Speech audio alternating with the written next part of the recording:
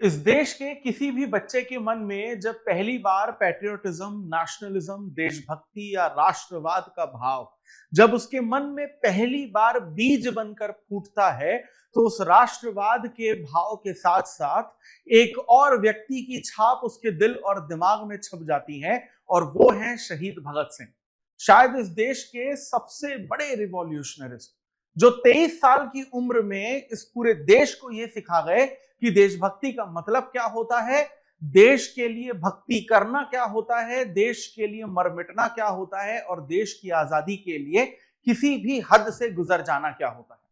जी हां, आज इस महान पर्सनालिटी के बारे में इस वीडियो में हम डिटेल में और आसान भाषा में समझने की कोशिश करेंगे कि शहीद भगत सिंह के मन में बचपन से ही देशभक्ति का भाव किस तरह से आया, उनकी क्या पॉलिटिकल आइडियोलॉजी थी, अंग्रेजों के खिलाफ लड़ने के लिए उन्होंने कौन कौन से बड़े कदम उठाए, जिसमें लेजिस्लेटिव असेंबली में बटुकेश्वर दत्त के साथ मिलकर बम फोड़ना, या फिर लाला लाजपत राय की हत्या का बदला लेते हुए सॉन्डर्स की हत्या करना, जेल में रहना, महीनों महीनों तक भूख हड़ताल करना, और फाइनली देश के लिए फांसी पर लटक जाना। इन सभी चीजों को, इंटरेस्टिंग चीजों को और दिल से जुड़ी चीजों को आज के इस वीडियो में हम लोग डिटेल में और आसान भाषा में जानने की कोशिश करेंगे। और चहल एकेडमी की the real heroes of India की सीरीज में आज हम बात करेंगे शहीद भगत सिंह की।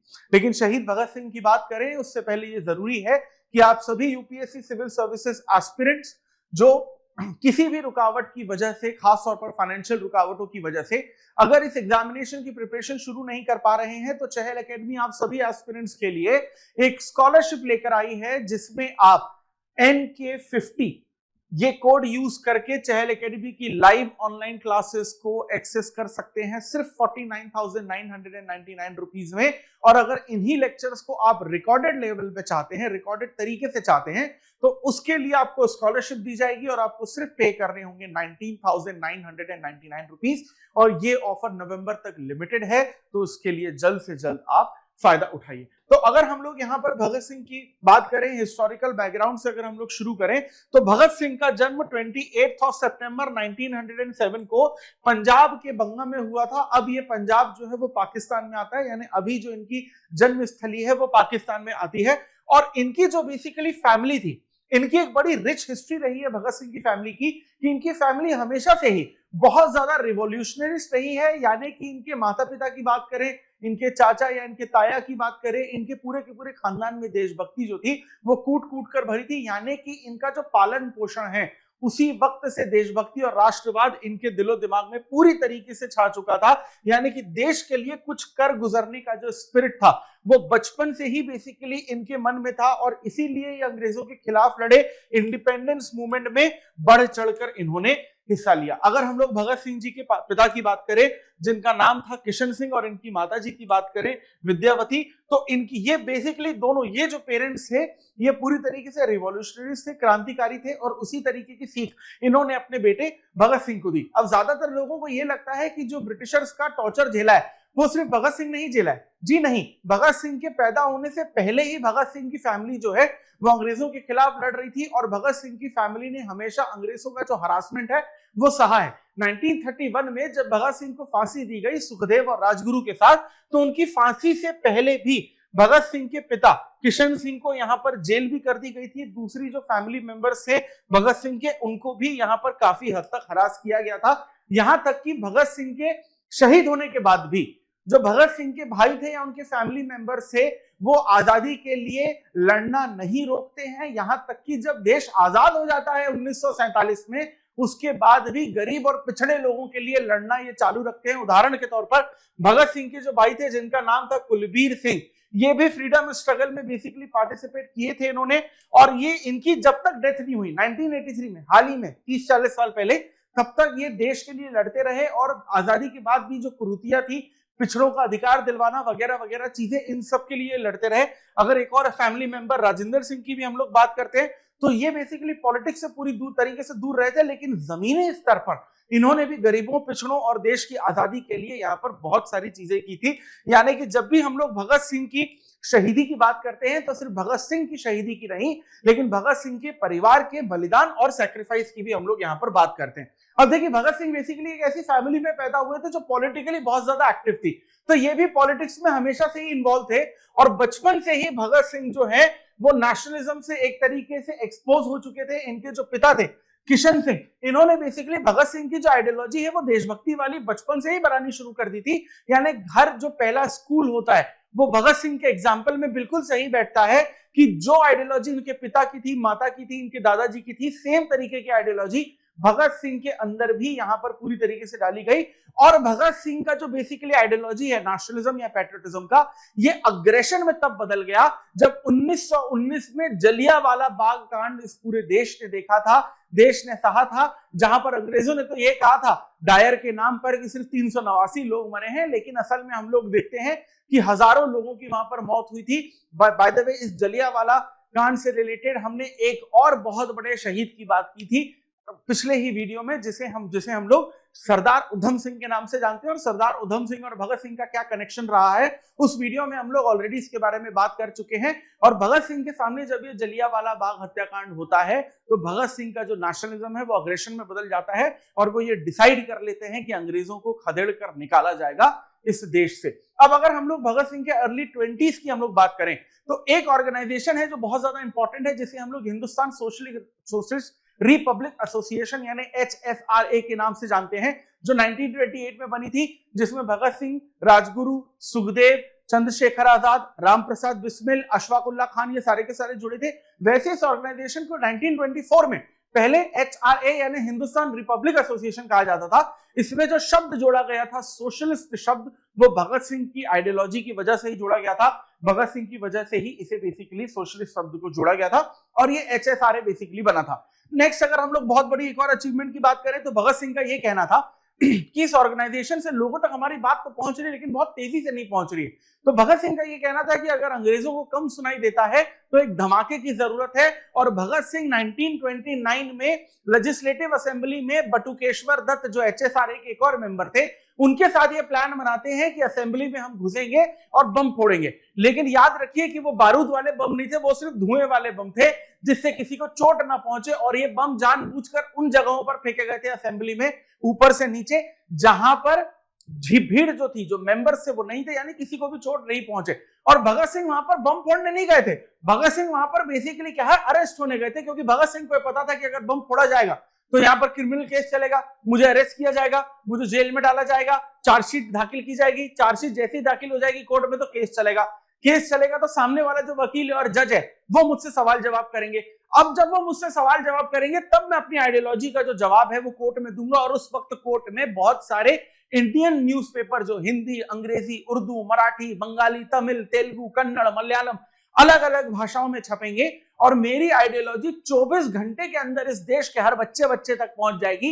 यानी कि भगत सिंह ने कहा कि अगर मेरे बलिदान देने की वजह से इस देश में हजारों लाखों भगत सिंह पैदा होते हैं तो मैं इस बलिदान के लिए तैयार हूं। और एग्जैक्टली जैसा भगत सिंह ने प्लान किया था बिल्कुल वैसा ही हुआ। भगत सिंह अरेस्ट हुए, उन पर केस चला, HSRA के सारे मेंबर्स अरेस्ट हुए, सभी ने अपनी अपनी आइडियोलॉजी जो है कोर्ट में बताई और 24 घंटे के अंदर वहां पर देश में, भारत में अलग अलग तरीके के हजारों लाखों भगत सिंह जो है वो बेसिकली हमें देखने को मिलते हैं। अब इसके बाद अगर हम लोग वहां पर किस आइडियोलॉजी की बात करें, भगत सिंह की आइडियोलॉजी की अगर हम लोग बात करें तो Bhagat Singh, Karl Marx, Lenin, Kartar Singh Sarabha, specially Kartar Singh Sarabha, mind you this particular personality, इनसे बहुत ज्यादा प्रभावित थे। सोशलिज्म की बेसिकली जो आइडियोलॉजी थी हमेशा से इनके अंतर थी, क्योंकि ये गरीबों का उत्थान करना चाहते थे और कैपिटलिज्म के उस वक्त पूरी तरीके से खिलाफ थे। और इन्होंने ये कहा था कि जो सच्ची आजादी है, ट्रू इंडिपेंडेंस है, वो हमें तब मिलेगी जब अंग्रेजों से भी हम लोग आजाद होंगे, अत्याचारों से भी आजाद होंगे, भूखमरी से, गरीबी से, सारी चीजों से जिस दिन आजाद होंगे उसी दिन बेसिकली भारत को असली आजादी मिलेगी। इसलिए सोशलिज्म के फेवर में हमें यहाँ पर सबसे ज्यादा देखने को मिलते हैं। अब 1928 में यहाँ पर एक और चीज हुई थी, लाला लाजपत राय की हत्या कर दी गई थी। जब साइमन कमीशन 1928 में भारत आया था, 1909 और 1919 में मार्लेमेंटो एक्ट और मॉन्टेग्यू चेम्सफोर्ड एक्ट बनाया गया था ब्रिटिशर्स के द्वारा, जिसमें सेपरेट इलेक्टोरेट की बात की गई थी। 1909 के एक्ट में तो फिर भी सिर्फ हिंदू और मुस्लिम्स के सेपरेट इलेक्टोरेट की बात की गई, लेकिन 1919 में अलग अलग जातियों के सेपरेट इलेक्टोरेट की बात की गई, जिसमें धर्म के नाम पर अंग्रेज जो है भारत के लोगों को बांटना चाहते थे और चाहते थे कि बेसिकली ये जो अंग्रेजों की गुलामी है और ज्यादा वक्त तक चले, फूट डालो शासन करो, डिवाइड एंड रूल की पॉलिसी बड़ी सिंपल थी उनकी। अब 1909 और 1919 में ये जो सेपरेट एक्ट लाया गया था अंग्रेजों के द्वारा, ये एक्ट कितना ज्यादा सफल रहा है और इसको सफल बनाने के लिए और क्या किया जा सकता है, इसके लिए 1928 में साइमन कमीशन भारत आया था, जिसमें एक भी भारतीय नहीं था, सारे के सारे गोरे थे। तो लाला लाजपत राय अपनी पूरी की पूरी टीम के साथ, जिसमें भगत सिंह ट्रायो जो था, दुर्गा भाभी भी थी, सारे के सारे बेसिकली लाहौर के रेलवे स्टेशन पर पहुंचकर साइमन गो बैक के नारे लगाते हैं। वहां पर लाठीचार्ज किया गया और एक लाठी लाला लाजपत राय के सर पर पड़ती है और वहीं ऑन द स्पॉट वो शहीद हो जाते हैं। और इसी का बदला लेने के लिए यहां पर भगत सिंह ने उस पर्टिकुलर ब्रिटिश ऑफिसर जिसने ऑर्डर दिए थे लाठीचार्ज के, सॉन्डर्स की यहां पर हत्या की थी। ये भी इनकी एक बहुत बड़ी अचीवमेंट थी। और जब फाइनली भगत सिंह अरेस्ट होते हैं तो बम फोड़ना और सॉन्डर्स की हत्या करना, ये दोनों चीजें बेसिकली यहां पर हमें देखने को मिलती है कि भगत सिंह पर केस चलाया जाता है। इंटरेस्टिंग बात यह है कि जिस साल भगत सिंह यहां पर अरेस्ट हुए थे, 1931 की बात कर रहे हैं हम लोग, उसी साल सेकेंड राउंड टेबल कॉन्फ्रेंस हुआ था। भगत सिंह की फांसी हुई थी 23 मार्च 1931, उससे जस्ट 2 हफ्ते पहले 5 मार्च 1931 को गांधी इरविन पैक्ट हुआ था, जिसमें लॉर्ड इरविन जो थे वो गांधी को मनाना चाह रहे थे कि आप कृपया करके राउंड टेबल कॉन्फ्रेंस पे आ जाइए। राउंड टेबल कॉन्फ्रेंस क्या था? साइमन कमीशन जो अपनी रिपोर्ट बना चुका था, वो रिपोर्ट को ब्रिटेन के पार्लियामेंट में सबमिट किया गया था। उस रिपोर्ट पर डिस्कशन के लिए भारत की अलग अलग जो पॉलिटिकल पार्टीज थी, जिसमें हिंदू महासभा, कांग्रेस, मुस्लिम लीग वगैरह वगैरह को बुलाया गया था। और यहां पर गांधी ने कहा था कि मैं अपनी कुछ शर्तें रखूंगा इरविन तुम्हारे सामने, गांधी इरविन पैक्ट में। वो शर्तें अगर तुम मानोगे ना, सिग्नेचर करोगे, तब मैं आऊंगा राउंड टेबल कॉन्फ्रेंस में। अब ये देखिए आप, कितना बड़ा इत्तेफाक है कि भगत सिंह की फांसी हो रही है 23 मार्च को और 5 मार्च को गांधी इरविन पैक्ट हो रहा है। 2 हफ्ते पहले 11 या 13 डिमांड्स गांधी के द्वारा रखी गई थी। उसमें 14वीं या 12वीं डिमांड ये नहीं रखी गांधी जी ने कि भगत सिंह को, सुखदेव को, राजगुरु को आजाद कर दो।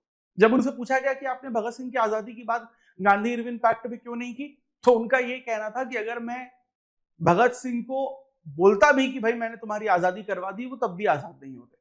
प्लस महात्मा गांधी ने कहा कि भाई मैं तो हिंसा के खिलाफ हूं, तो भगत सिंह ने तो भाई हत्या की है, तो मेरी और उनकी आइडियोलॉजी जो है वो मैच नहीं करती, लेकिन मैं उनकी देशभक्ति की बड़ी इज्जत करता हूं।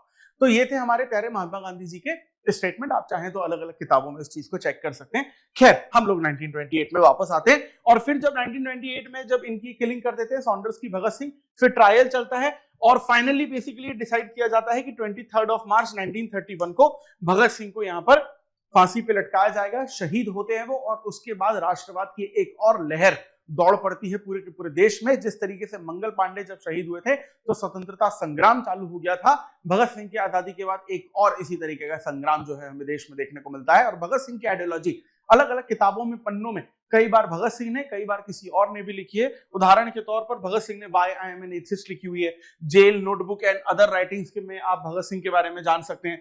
प्लस एक और किताब है Bhagat Singh an immortal revolutionary of India, ये विजय प्रसाद ने बुक लिखी है। Plus Bhagat Singh the eternal rebel by Malwinder Jit Singh Waraich, इन्होंने भी एक किताब लिखी है। Plus Shaheed Bhagat Singh biography of an immortal revolutionary by Jagmohan Singh, ये भी बेसिकली किताब जो है भगत सिंह के ऊपर लिखी गई है। और कौन सी ऐसी किताब है इनमें से जो आपने भगत सिंह के बारे में नहीं पढ़ी? अगर नहीं पढ़ी है तो ये आपके सामने कुछ सजेशन है, इन किताबों को जरूर पढ़िएगा। और अगर आप चाहते हैं कि चहल एकेडमी की the real heroes of India की सीरीज इसी तरीके से आगे बढ़ती रहे, तो प्लीज इस वीडियो को ज्यादा से ज्यादा लाइक करिए, शेयर करिए, ज्यादा लोगों तक पहुंचाइए और कमेंट सेक्शन में जरूर बताइए कि इस रियल हीरोज ऑफ इंडिया की सीरीज में कौन से ऐसे अगले पर्सनालिटी हैं जिन्होंने इस देश को आजाद कराने में अपना बहुत बड़ा योगदान दिया, जिनके बारे में आप हमसे सुनना चाहते हैं। हमें आपके सजेशंस का और कमेंट्स का इंतजार रहेगा। और इसी तरीके के वीडियोस को कंटिन्यूअसली और कंटेंट को कंज्यूम करने के लिए do subscribe to Chahal academy YouTube channel. This is Anubhav Deepani signing off. I will see you in the next video. Jai Hind.